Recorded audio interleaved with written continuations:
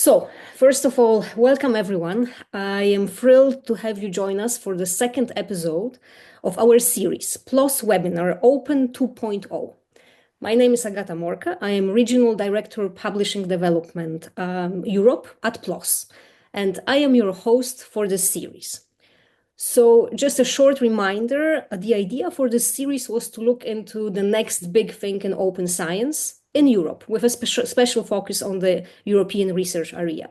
So we will look into hopefully some exciting emerging trends within this space and exciting initiatives.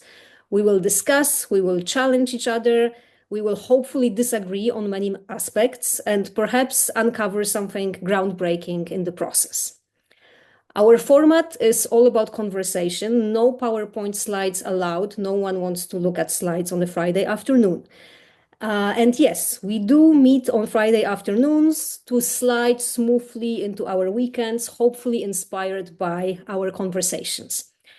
And we do so once per quarter. So for the next 45 minutes, our panelists will share their insights, and then we'll open up the floor for discussion. Having said that, if you have some burning question that appears as we go and as we have our conversation, please, by all means, either raise your hand or put your question in our Q&A. And then hopefully I will see it just in time to sort of park our discussion and involve you into our conversation as we go. So let us dive into our topic for today. We will be talking about open science policies for the future. And of course, it's a very peculiar time that we are in. Horizon Europe enters its 2 final years. Then the REF 2029 debates heat up, and there are several European national open science plans that near their conclusion. So the future of open science policies is more important than ever. But what will effective open science policies look like in the future? Will they encompass more than just articles and books? Will it be about more diversified research outputs? Will they take a form of soft recommendations or rather strict mandates? Well, we have a stellar lineup of speakers to discuss this topic with. So I will start with Ursula Rabar. Ursula, as the project community manager, develops and manages global engagement strategies for diverse stakeholder groups, facilitating virtual and in-person community consultation sessions and feedback gathering mechanisms. She's currently part of the Palomera, and we will get back to what Palomera is, and open access book usage data trust efforts. With her background in languages and literature, Ursula has worked in the publishing industry for almost 7 years in various roles. And currently she works in the domain of scholarly communications and open science and open access. Before our webinar, I asked our panelists to share one unexpected fact about themselves, just to make them more human for you. So here is what I heard from Ursula. Ursula is a big fan of Grand Prix motorcycle racing, or MotoGP, and plans to get a motorcycle license soon. And that brings me to our second panelist here, Brecht Sannen. So Dr. Brecht Sannen is Senior Policy Officer for Open Science at Science Europe. He has previously worked for several membership and policy organizations, including the European University Association and the European Commission. Brecht has a doctorate in EU studies from Ghent University in Belgium and was a visiting researcher at New York University. He also has a Master's of Science in EU studies from Ghent University, as well as a Master and Bachelor of Arts in History. And asked about something unexpected, Brecht said, "I learned English mostly from video games rather than by taking actual classes." I hope it worked, Brecht, because we will be speaking English today. So our next guest is Mark van Holsbeek, who is a former Deputy Director for Research and Higher Education at the Ministry of Wallonia-Brussels Federation. and the current head of the coordination department at BELSPO, in charge of the federal, interfederal, and international coordination of research policies. There's a lot of coordination involved in this role. Mark has developed a particular expertise in open science, having been the chair of the ERAC Standing Working Group on Open Science and Innovation, and being currently a board member of CoNOSC. We also will come back to this organization. Mark dedicated his PhD in science communication studies to the topic of research evaluation in SSH. He is also the author and co-author of several publications that relate to SSH impact, research evaluation, and open science. He's also a lecturer in science communication and research methodologies at the Université Libre de Bruxelles. And asked about something unexpected, Mark said that he is passionate about old Greek music. And actually, he also speaks Greek. And last but not least, we have Philippa Warren. So Dr. Warren started working on spinal cord injury research in 2006 during her PhD at the University of Cambridge. She continued her work at Case Western Reserve University and the University of Leeds. Philippa joined King's College London in 2018, where she forged her independent research group. She was recently awarded the Sir Henry Dale Fellowship from the Wellcome Trust and Royal Society. She is also a member of the board and activities chair for the Young Academy of Europe, a prestigious organization advocating for early career researchers and open research across Europe. Since 2021, Philippa has been a member of the board for the Open Data Commons for Spinal Cord Injury, an open and fair database for the deposition of research data for the spinal cord injury community. And for a fun fact, Philippa says, "Living out my childhood dreams of being Robin Hood, I am a medal-winning archer." Thank you very much for sharing these fun facts with us.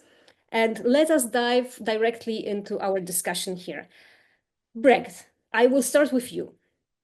So Science Europe recently published a report offering a descriptive analysis of survey results on the strategic approaches to open science among its member organizations. So based on this data that you collected, what trends do you observe? What common directions can you identify in the evolution and future of open science policies in Europe? Yeah, thank you, Agatha, for that introduction. Thank you, everyone. Thank you for the invitation to be here and to talk a little bit about our survey. And it's absolutely true what you said in the introduction, is that it's been quite a momentous couple of years, and it seems to continue to be it's going to be momentous a couple more years in open science. I've been working on this for a while. I've not seen this much of a dynamic and forward momentum for a long time. This has been, really quite exciting the last couple of years. And before sort of really seeing like where do we go next, Science Europe, we're a representative organization of research funding bodies and research performing organizations. We decided together with our members this year, let's take stock of like where are we right now. We published a very descriptive survey report, which I will put in the chat, where we asked all of our members in Europe, like, where are you at right now? It was basically just me and a colleague asking them questions that we wanted to know. And in terms of, it gives us a couple of clues of where we might go next. And it gives us a couple of clues of where we are right now. And I'll try and sort of really summarize it into like, maybe 5 key points. I think the first one, just always to say, is that we were very happy to get back from the members that open science, or elements of open science, it might not be a comprehensive policy, but they definitely have policies about sort of elements of open science. It is a strategic priority across the board. Of all the respondents, we had almost all of our members replying, and except for one saying we are developing something, all of them said, yes, we have a strategic approach in place, and we tend to have the mandate. It's at our organizational level quite often, most often, that these policies exist. But, and I want to point it out, very important, we got from that question as well, it's not just the organizations themselves. It's at either regional or national level, sometimes also international. International a little bit less that they follow it, but still over 50%. that they mention it, but especially that sort of national, regional level policies. These are very important, and they pointed out to us, we're not doing this in isolation. This is a policy framework that is developed in most countries. There's a framework of policies. It is sort of a shared responsibility. That's, I think, a first big point to make. It's a strategic priority and it's a shared priority. Second, that we got from the survey, if you look into it, is open science does not mean open access anymore. There is still a very heavy emphasis on open access to research publications, to research data. If you ask the members what is part of your approaches, yes, open access publications data is a very heavy focus still, but they are clearly moving beyond those established elements. There's all these emerging elements. You can see the full list in the survey report. There's this emerging list of elements that is just really coming up, that moves slowly but surely beyond open access. That means that they are starting to look at other research outputs, software, but also they are looking into citizen science. They're looking at infrastructure. These are part of their approaches. And something that I do want to point out, open research methods and open evaluation, sort of really opening the entire research process and not just the outputs, it's still very minor, but it is coming up. It is in there. We had 36 respondents. 8 and 7 of those said open evaluation, open research methods. That is something that we are approaching. That is part of our approach. So you see that emerging. So for the future, I think that is one of the things we're going to hopefully see, is that they're going to really move beyond open access and have sort of the more comprehensive approach.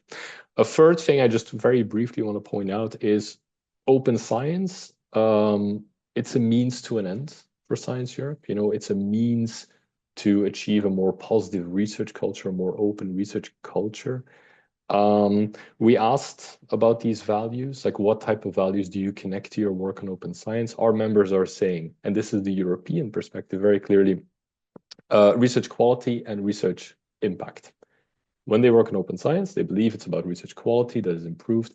It's about more impact in society from that research. That is like the strongest connection that they give. A little bit less pronounced, but still there, still around 50%, sorry, is EDI, basically, equality, diversity, inclusiveness. That is also a connection that they make with open science, but less than research quality and impact. In fact, that's one of the things that I do want to say, is that this is a very European perspective. We are hoping at some point to have the same type of question also discussed with the Global South, with those communities. We would really like to know if that would be the same result if we asked them, or might it be the opposite, where EDI is more important than the other thing. So that's something like where we really see the European perspective of the survey. We really hope at some point to start comparing that. How do we globally feel about open science? So that's a third thing. Then just the last two very quickly. We also have a big part on research assessment reform in the survey. How is open science sort of acknowledged there in the funding requirements and in researcher recognition? Pretty much what we can say there is yes, open science is part of research assessment at this point, especially funding requirements. That's where it's really integrated. Less so on researcher recognition, but it is sort of in there. There's a lot more progress to be made, but it's in there. You can find more details there because it's quite a sort of complex story. But it is in there in any case. And what we do tend to see is that it's usually not sort of dedicated criteria. It's very often sort of, it's acknowledged as part of narrative CVs and all that. So there's a lot of like good information in there, but just it is clearly becoming a part of research assessment. And then a very last point I just want to make is we also asked about monitoring open science and evidence gathering of open science. There we can make a lot of progress still, is what I'll say, is this is clearly focused on those established elements, open access to publications, data, that is being monitored. Everything else, not so much, either because it's just, I mean, how would you monitor it? That is a question we would still have for a lot of these elements, but it's clearly not happening often at this point. And as open science, as this becomes more ambitious, these practices become more widespread, I think that is going to become very, very important very quickly for us to look at, because we cannot keep up this ambition and this sort of widespread implementation without proper monitoring, proper evidence gathering. So that is, I think, also something that's coming out of this survey. That's it, sort of my 5 key points from the survey. Thank you. I hope I didn't take too much time. No, that's fantastic. I think it's a great opening to have this overview of what's going on in Europe. And Ursula, I know that you also worked on a project that looked at Europe and open science policies in Europe, but from a sort of different angle. So in your work on the Palomera project, you explored policy alignment for open access monographs in the European research area. So having analyzed a vast number, and when I say a vast number, it was really an incredible number of policies around Europe, national, institutional ones. What key insights or takeaways can you share from this experience? And whether, if you can tell us if anything, something from what Brecht said, does it also resonate with you? Did you have similar observations? Tell us a bit more. Thank you, Agatha. And I join Brecht in saying thank you for allowing me to share what we achieved within Palomera. And it comes at a good time because Palomera is actually ending at the end of this month. So we have quite a few resources to share. I know I don't have time to share it all, but somebody did share the link to our website in the chat, in the Q&A. So feel free to explore that. And to answer your question, yes, we really collected, and by we, I mean, this was an endeavor of 16 partners.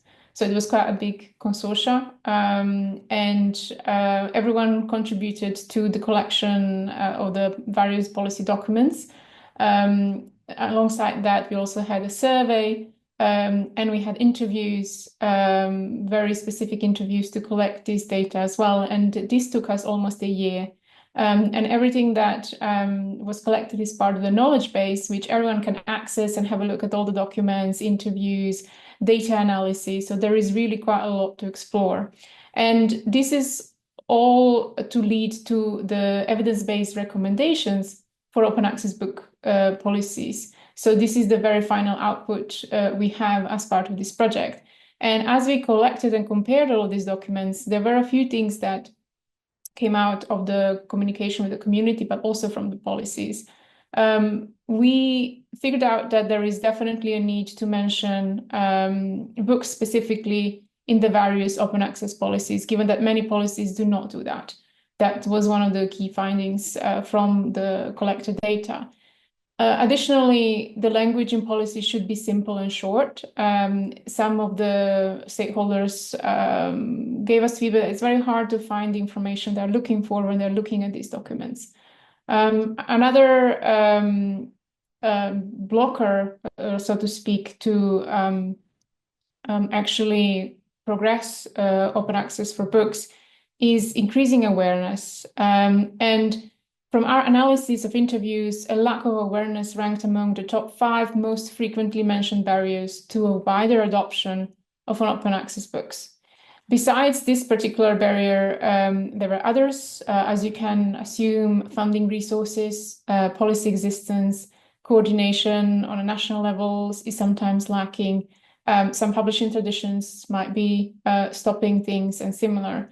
And when it comes to business models, what has been a point of discussion quite often is the fact that publishers often charge book processing charges to recoup costs for the publication of open access books. However, BPCs or book publishing processing charges are subject to the same criticism as APCs for journals. And they often vary considerably between publishers, disciplines, and other outputs. And they can be highly inequitable, to also to the point of what Brecht was saying about equity. We believe that exploring alternatives to BPCs can foster a more equitable publishing environment, enabling authors from underfunded institutions or regions to publish OA books without facing financial barriers. And moving away from this model would enable the development of publishing models that are more sustainable and less reliant on inequitable author payments. So that's why this is something that is also mentioned in our recommendations as well. And overall, alignment is needed among all the involved stakeholders, this is what came out from the analysis as well, to progress towards open access for books. Finally, as I mentioned, the knowledge base as one of the resources. This is quite a static resource at the moment, but we are looking in finding a way of how we can keep it updated, because what came out from the various engagement activities we did, stakeholders told us that this is a very valuable resource for informing decision-making, for creating their own policies, for discovering what others are doing, for the various internal discussions, proof that other policies exist even. So it was quite interesting to see the different use cases for this particular resource. So we're looking at how we can make sure that it stays usable in the future as well, since, as you know, policies tend to be changed or replaced or things like that. So I believe that the recommendations will impact quite a lot the community, in the sense that it's going to give some more clarity on what are the key points that need to be addressed in future policies, and they can be downloaded from our pages. We have a very long report explaining each of them, or we also have a short version if anyone is interested. So I can share that link in the chat as well in a moment, but I hope this addresses your question. Absolutely. Thank you so much, Ursula. I already posted a link to the knowledge base, to the Palmyra knowledge base, but if you can also put additional links to the report and recommendations, that would be absolutely fantastic. Thank you for this overview. And Ursula, you spoke a lot about alignment, that there is a need for alignment among stakeholders. And I think it's a nice segue to Mark. So Mark, among many different roles, you are also a board member of CoNOSC, which is Council for National Open Science Coordination. So speaking about alignment and coordination within Europe, could you tell us a little bit more as to what do you discuss in CoNOSC? So what do you see as the most pressing issues that this community believes open science policies need to address urgently? Thank you. Thank you very much, Agatha. Before telling you about what we discuss, I would like to emphasize the importance of having such a network, to be able, as policymakers from different countries, different perspectives, to discuss together and in a very open and even, I would like to say, safe environment, because nobody can quote someone for having said something. So it really allows us to have very frank, very open discussion about, what works less well. And this is, I think, very unique. So I put the link to the council in the chat. So don't hesitate if you coordinate in the European region, in the UNESCO term. Don't hesitate to take a look, and even possibly to try and join us. But yes, I really think that having this kind of discussion is important, because open science, finally, this is all about defragmenting, defragmenting the usage of the tools, of the data sets, of the services. But it's very important also to defragment, if I may say so, the policy dialogue, because too often, the policy do not follow the technical aspects of open science, I may say so. This is absolutely needed to have this human aspect, human beings who are working on the policies, getting together and discuss things together, not necessarily to align, but to be aware of the good practices and the obstacles that could be met elsewhere, and to also being able to agree on some principles. That's very, very important. I think open science is also an open approach to science policies, basically. This is very important, and this is why CoNOSC does exist. Yeah, two pressing maybe issues that we are discussing. And the first one, I'm not very original, because it's fully aligned with the fifth point mentioned by Brecht. We all really think, and I really think, that we need more evidence in open science policy making. We are always talking about evidence-informed policy making, but we should definitively work on more evidence-informed open science policy making. And what we realize in CoNOSC, without getting into the details, that in terms, for example, of monitoring of the cost, Brecht also mentioned the importance of monitoring. There are a lot of initiatives in different countries, but some of them monitor the cost of open data. Other ones monitor the cost of transformative agreements with publishers. So it's very much fragmented, and I'm very glad to see that there's now the OSMI Open Science Monitoring Initiative that has been launched, I think, 2 days ago, with people from all around the world trying to discuss and probably in the future agreeing on common principle in open science monitoring. This is true for the cost, monitoring of the cost, and I would also like to say monitoring of the impact of open science. We have evidence about impact of open access to articles, for example. This is evidence-based. But what about the impact of, let's say, the societal impact of open science? The economical impact, there are a few studies that look at the citation from open access papers in patents. But I think we lack a lot of evidence in this regard. So this is definitely one important aspect. And the second issue, I think the most important or urgent issue in terms of policies, that's probably, and this is also a bit what the previous speakers said, but in my own words, I would like to say we need to integrate open science policies in most science and innovation policies, not considering it as a niche, but something that has to be integrated almost elsewhere. If you see the history of open science, it was most at the beginning like a grassroots movement for open access to papers, and then it became policy, and then it became a bit more top-down. But now I think it's time to consider it as transversal principles in all dimensions of open science, of science and innovation policies. Like, for example, and I conclude with this, in the current discussion about knowledge security, I cannot imagine that we have discussion about knowledge security without involving also experts in open science. So this is very much important, not to have two different types of policies. On the one hand, knowledge security, on the other hand, open science. We really need to consider them as complementary, but having involvement of both types of experts to write those current and future policies. That's an example, and I would like to stop here now. Thank you so much, Mark. Philippa, over to you. So you represent the Young Academy of Europe here today.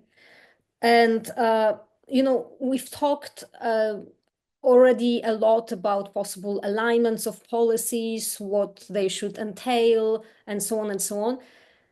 In a way, speaking from this top-down perspective and talking about policymakers mainly, but I would like to bring it back to people who are actually affected by these policies. And by that, I mean researchers. So can you tell us how open science policies impact the daily work of early career researchers? Do these policies somehow influence their career trajectory and research choices?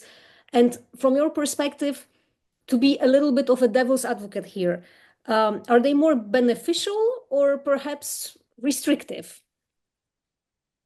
Absolutely. So I think if we're going to talk about the benefits, how this can really influence an early career researcher's progress going forward. Open science, I mean, there are huge benefits, and I could honestly sit here for an hour telling you about them. But briefly, it can increase your visibility and your ability to have collaboration and networking.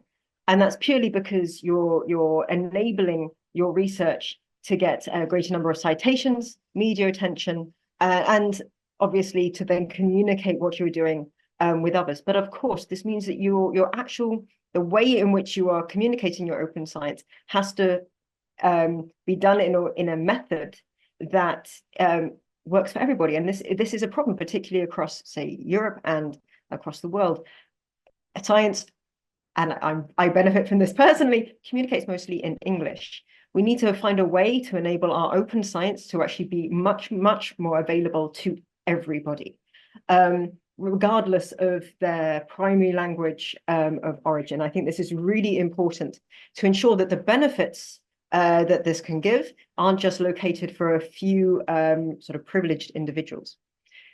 Of course, if you do engage in open science practices, in theory, this, and I believe this is the case, does lead to career advancements. You can increase your reputation, you can increase your chances of publication, particularly in higher impact journals, which are often now demanding that you have open science principles, that you open up your data set, that you give your coding available to the world. And so therefore, this can help you sort of secure academic positions. But because of that, there are challenges for the early career researchers. Open science policies at the moment are not necessarily universal in institutions. So it can be an additional time and a resource demand. So if your institution has databases available for you to just put data on, or means to share things, if they are able to enable your publications to be open access and will pay those fees for you, that's fantastic. But many people across the world do not have that facility. This again means that there are some privileged researchers that have greater ability to be able to use open access and some which don't. And again, this needs to be policy-wise a level playing field for everybody. I think we also need to recognize that, particularly for early career researchers, there is a huge pressure to publish quickly. And if you do not have in place sort of an easy way of accessing open science, this can be an additional demand that can slow down your publication trajectory, and therefore slow down your ability to meet certain career milestones. Of course, we need substantial training and support to make sure that everybody can access open science, that they can do so in a way that works well for them, so that, again, we're not just limiting resources to people that, for example, know how to code or know how to use or access a particular resource. And I also think that we need to consider, particularly in policy making, the current incentive structures. So academic incentives prioritize quantity often of publications over quality and transparency. We need to make sure that even in our open science, we are ensuring that we have really good quality that meets open science principles, fair science principles, that we have some degree of governance over what is being produced out there, so we can ensure that the best quality of work is available to everybody. And of course, at the moment, there is no recourse for anybody to not do open science. So your grant funding bodies might sit there and say, are you going to, produce your data set to the world? Are you going to publish in open access journals? And everyone, I would assume, will sit there in their grants and go, yes, of course I am. But then there is nothing to sit there at the moment across America and Europe to actually go, have you done this? So we need to see whether or not actually our grant funding bodies, whether or not our journals are going to start making researchers do this, whether or not their future funding is going to be, or future ability to publish in a journal set is actually going to be related to their previous commitment to open science. And if that is the case, then of course the field, the scientific community will of course embrace open science hugely. If it's going to remain the same way as it is now, I think you're going to get a series of people committed to it, and then a group of people who are not so committed. So yeah, I really do think we need to look at the incentive structures going forward. Thank you so much. Yes, you touched on something very that really resonates with me. So actually, also when thinking about this webinar series, I thought, okay, let's talk about the next big thing in open science. But who is our audience here? Are we talking to, open science enthusiasts, the little circle that is out there?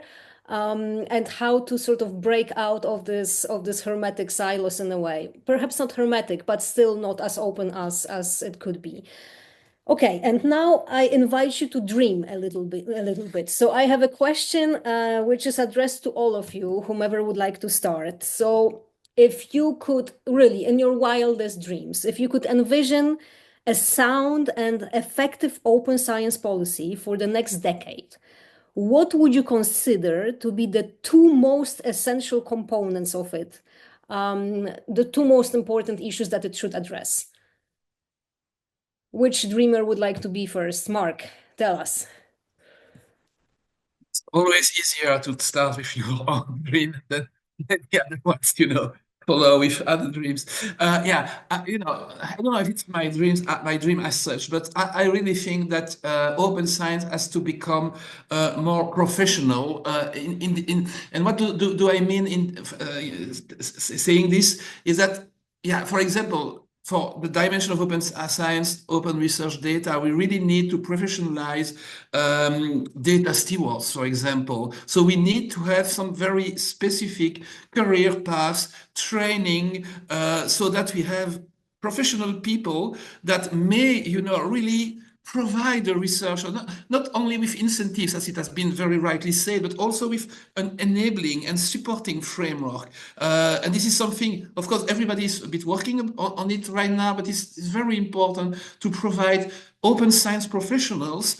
It's not the researchers themselves who can do everything, of course. We are not anymore in this first period of grassroots explorers of open science. We need this kind of professional, and this needs money, training, education. This is the first thing. And the second thing, I think we need also not to forget that open science is also about promoting diversity. It's very important for researchers to publish in quality journals. That's, of course, that's how science is built, and this is absolutely not to contest this. But at the same time, I think if we wish to support researchers that engage, like for example in science for policy of producing impact, this is a buzzword, but impact with their science, we also need to have the adequate bibliodiversity.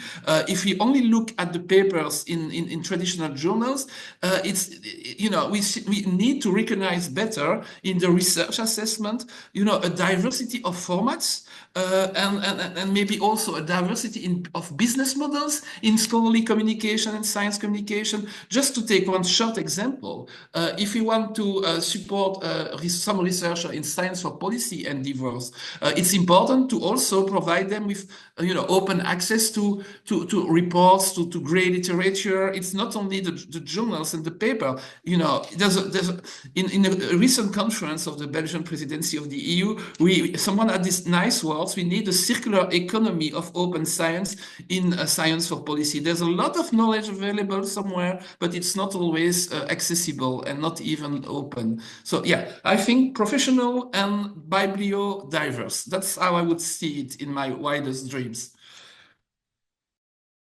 Okay, thank you. Who would like to dream wildly next? Ursula. Thank you, Mark. That was a very good look at the future. I hope what you said, it's definitely going to happen.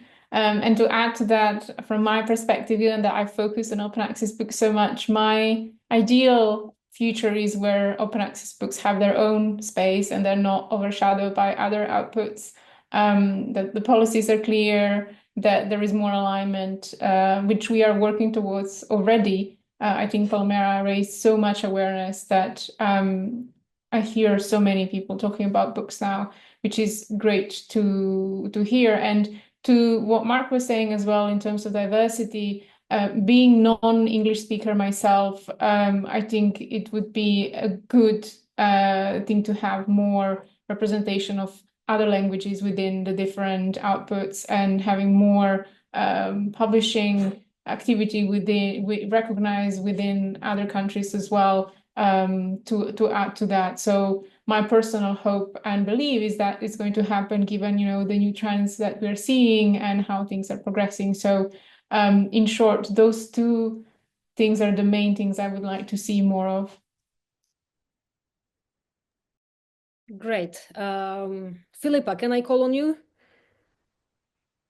Absolutely. I completely agree with what Ursula and what Mark has been saying. To add to that, because we're in a wonderful hypothetical world, I would want free to access the science. Obviously, it's open, but free to also input in, so that there is no cost associated. This comes back again to our inclusion, our diversity. We need to make sure that everybody, regardless of their position, can actually commit to open science and use it in the best way possible.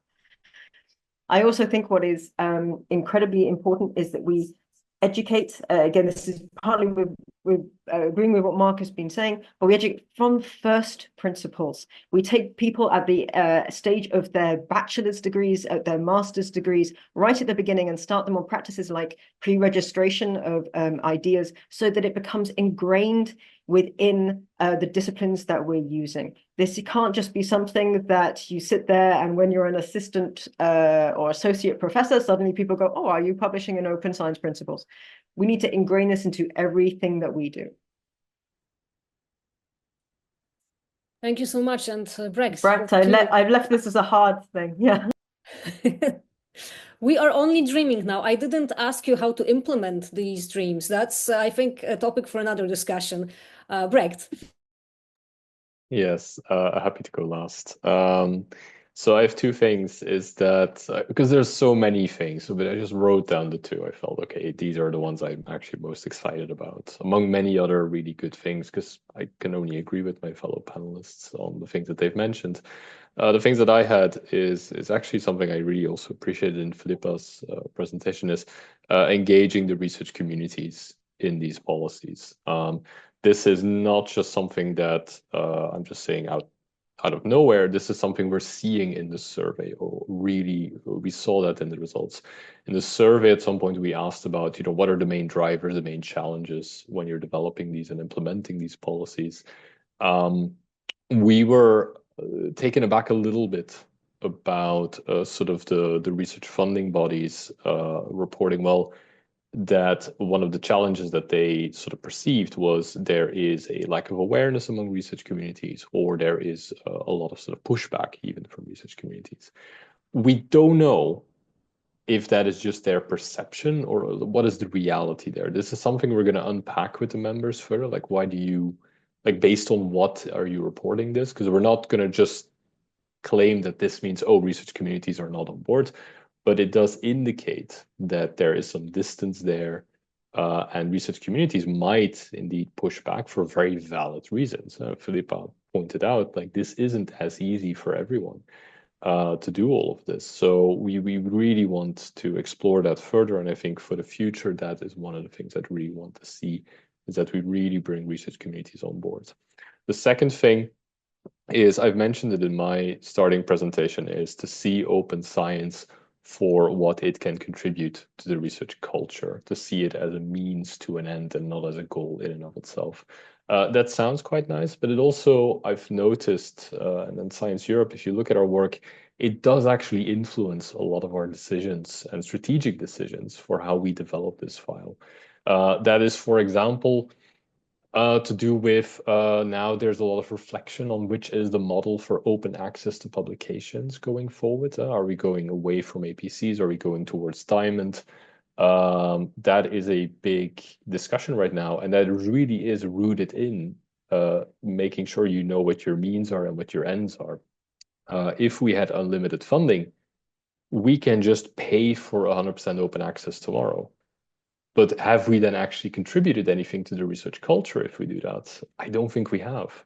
So if you look at it like it's a means to an end, it's what can open science contribute to the research culture, things start clicking into place. And then you start really reflecting on, okay, what is a better model for this? And then I think Diamond for us comes into focus as that's probably the one going forward that contributes a lot more than just paying for APCs.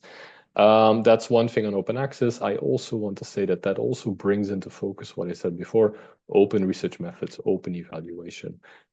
These are just emerging elements. We know from the survey that there are a couple of our members already working on this, have this included in their approaches. It's not the majority by any means, but those are probably levers for the future, along with open access to research outputs, that need to start emerging further. We should promote further in the future.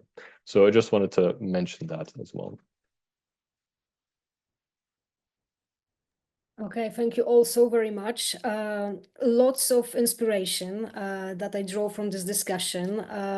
We dreamed here a little, and we talked about the need for more open science professionals. We talked about bibliodiversity. We talked about also perhaps alternative models that would enable more open access, so Diamond. We also talked about moving away from just treating an article as the ultimate research output, but also thinking about everything else that happens in the research process before the article is being is getting published.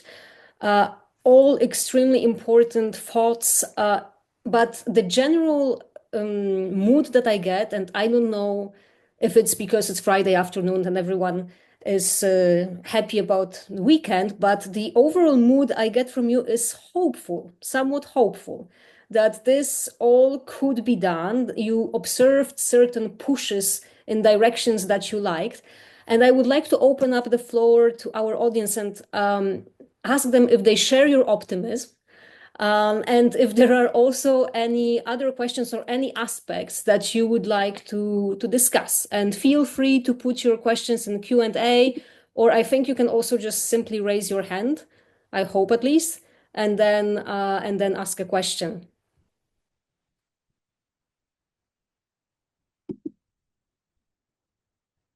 And I'm going to allow for an awkward silence for a bit. And let's see if something happens.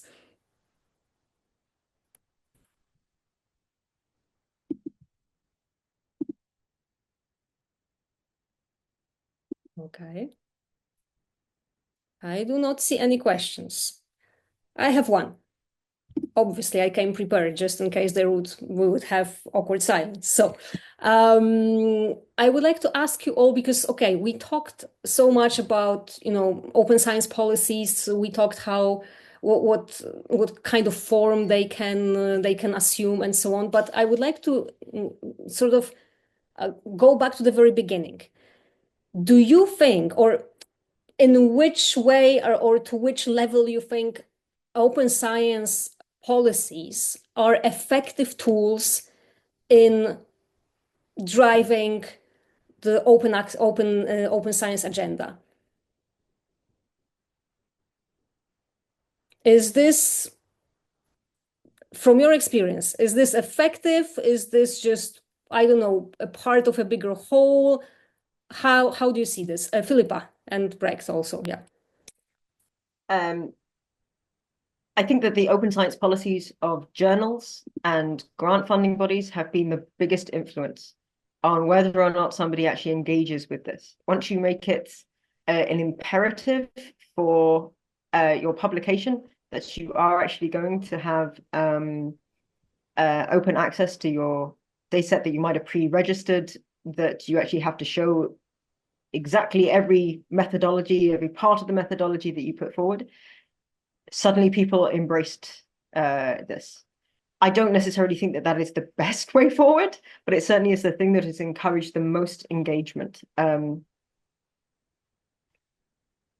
think that as a culture, the better way of doing this would be to have a policy from Europe, from regions, to actually have open access policies across institutions, across your academia, across industry, universal policies that everyone should be following through.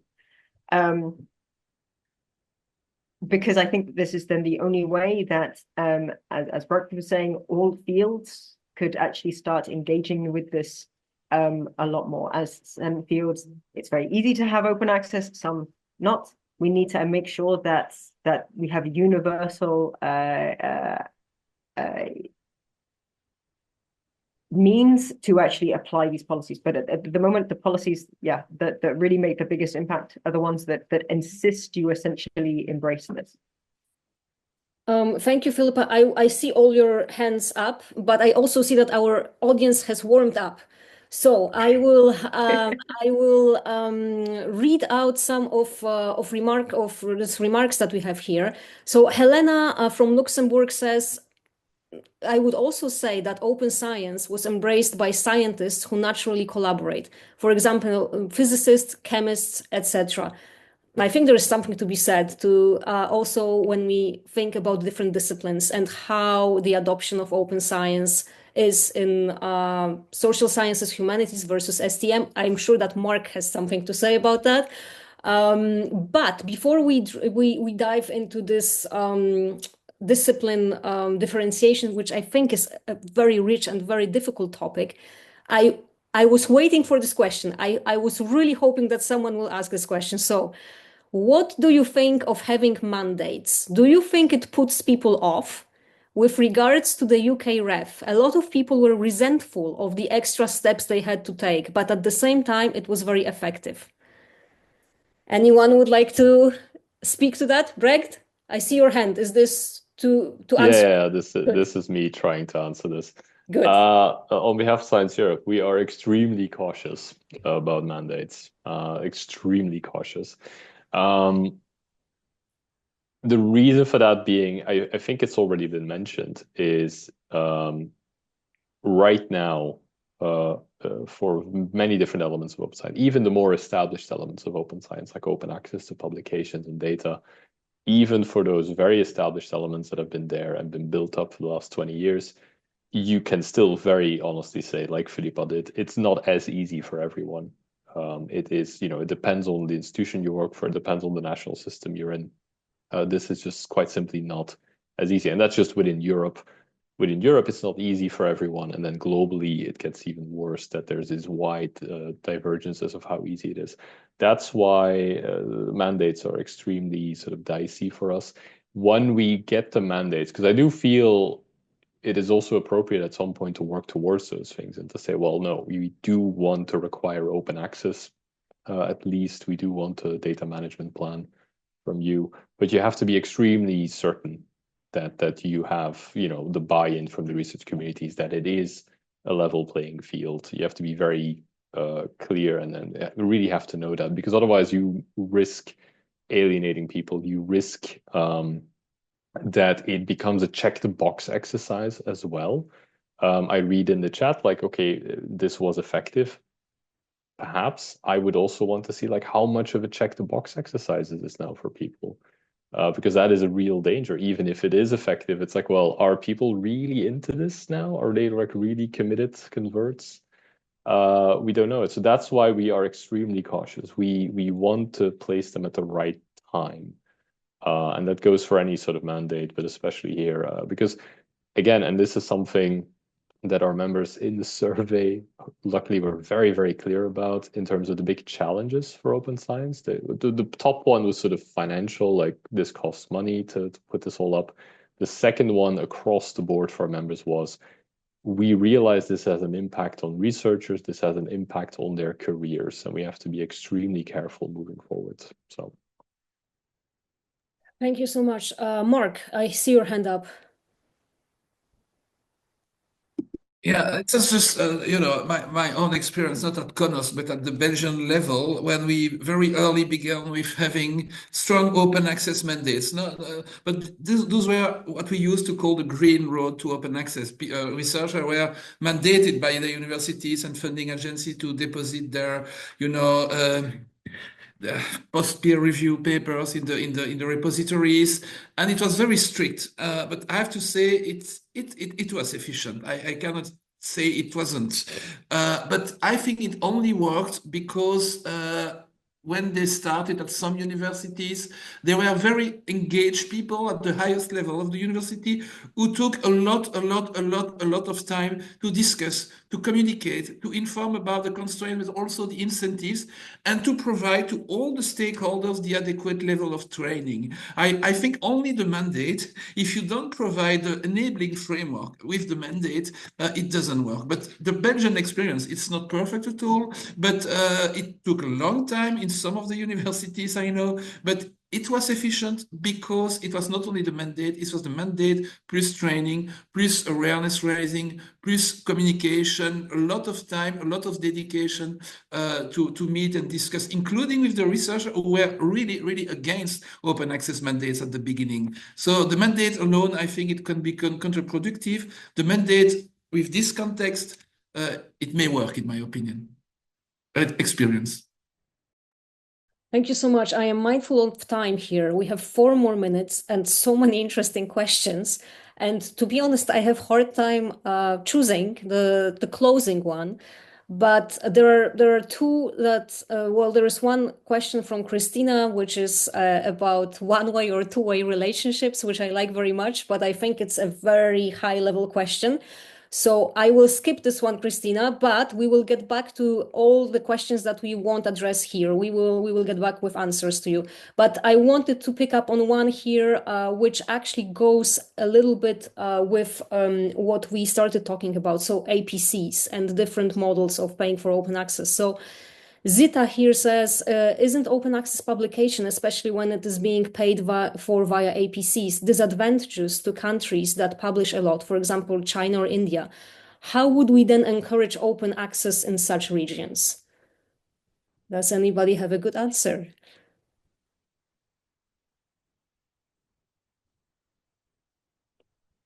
Shall we leave it as a big open question then? I think it's fair enough. It's not that there is an easy answer to this one. Obviously, we started some discussion that we're going into the diamond open access discussion. Perhaps this is one of the ways of addressing this problem. I'm not saying that this is going to be the ultimate remedy. I think that I will park here because we really don't have more time. However, thank you so very much for all these absolutely wonderful and thought-provoking questions. I'm glad that they're not easy questions, that we will leave here with big question marks above our heads. We have not solved anything, but we have talked at least about some possible directions in which the future of open science policies can go, and what kind of aspects we find to be of crucial importance.